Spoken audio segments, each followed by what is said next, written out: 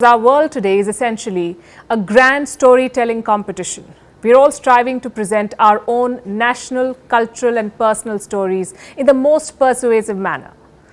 I remember reading somewhere that in the olden times we said, if you want to poison a people, you must poison their wells. But in this day and age, as novelist Ben Okri said, if you want to poison a people, poison their stories. Because stories sway people. They change the course of policies, politics and indeed the world. And that's why it's very important to be in control of your story, to actively shape it. And this is the first gap that I encountered in my career as a journalist. We are a country of 1.4 billion people. We have hundreds of channels, a very aware and politically engaged audience. But we did not have a single news channel or newspaper that told our story to the world. The New York Times writes something about India and it immediately becomes a Twitter trend. You may trash it, but you're still consuming it and reacting to it. The Economist weighs in on an Indian election and it becomes part of the political debate. We are letting the foreign press shape our self-image. Which Indian newspaper triggers a similar response in the West? If there is disturbance in Kashmir, the world learns about it from the BBC or Al Jazeera. They use their own lens, their own editorial biases, and for the moment that's besides the point. The argument I'm making is very simple. Why can't India, the land of epics like the Mahabharata and Ramayana, tell its own story in its own words? This gap was filled by WIon, India's first international news channel of which I'm a part. Gap number 2.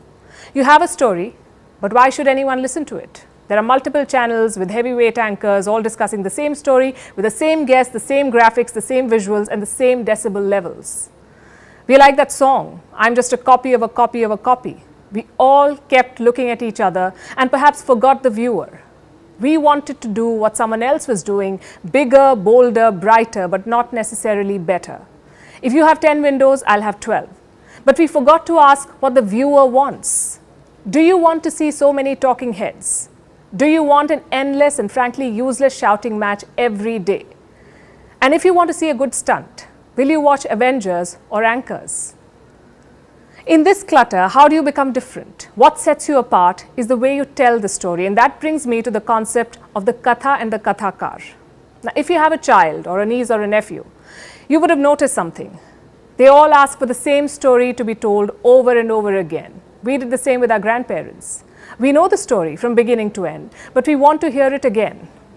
Why do we like the same story retold? Because what is pulling us is not the katha or the story, but the kathakar or the storyteller, the manner in which that story is told. That's what holds the magic. How do we create this magic in news? Well, I was introduced to the life-changing concept called orbit shift. It's a very simple concept. You all know what a gravitational pull is. It's, in the simplest of terms, it keeps you grounded, but it also prevents you from flying. As professionals and individuals, we are saddled with many levels of gravity. Number 1 is personal gravity. This is what I can do, this is what I cannot do. There is self-doubt, and there are limitations that your mind sets for you. Number 2 is company gravity. This cannot be done in our organization because you will not get cross-functional support or because yahan aisa hi kaam hota hai. We've all heard this and accepted it.